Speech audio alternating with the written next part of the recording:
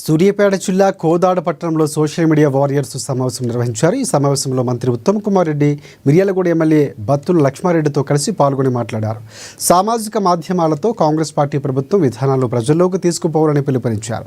రాష్ట్ర అభివృద్ధిని ఎప్పటికప్పుడు సామాజిక మాధ్యమాల్లో పోస్టులు చేయాలని సూచించారు. ప్రతి ఒక్కరూ సైనికుల్లా పనిచేసి పార్టీ ప్రతిష్టను పెంచాలని అన్నారు.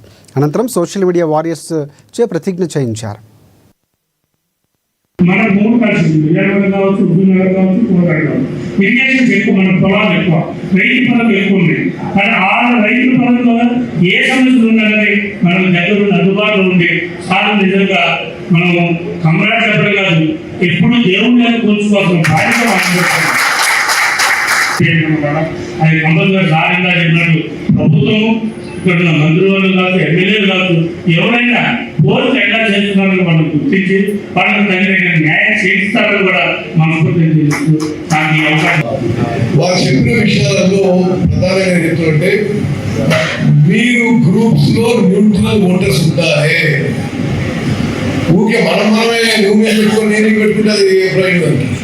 ఓకే, మీ వాట్సాప్ గ్రూప్ లో న్యూట్రల్ ఓటర్స్ ఉండాలి, బ్రాడ్కాస్ట్ గ్రూప్ లో న్యూట్రల్స్ ఉండాలి. అదేవిధంగా మీరు మహిళా సంఘాలు ఈ సెల్ఫ్ హెల్ప్ గ్రూప్స్ కదా, వాళ్ళతో కూడా కోఆర్డినేట్ చేసుకోవాలి. మీ ఊళ్ళల్లో కొంతమంది మహిళలు సోషల్ మీడియా వాళ్ళు చేయాలి.